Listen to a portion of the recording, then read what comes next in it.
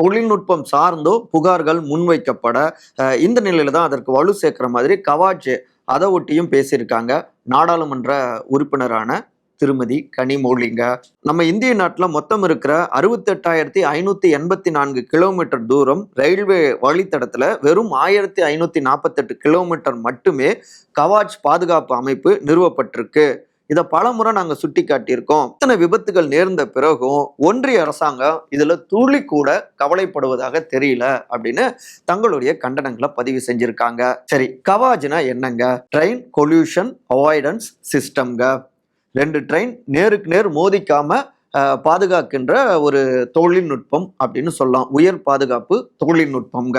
ரயில் மோதல்கள் மட்டும் கிடையாது, தவறான சிக்னல்களை தவிர்ப்பதற்காகவும் சின்ன சின்ன எரர் கூட வராமலும், சுருக்கமா சொல்லணும்னா தொடர்வண்டி பயணத்துடைய பாதுகாப்புக்கு உதவி செய்யக்கூடிய ஒரு உயர் தொழில்நுட்பம் தாங்க இந்த கவாஜ்.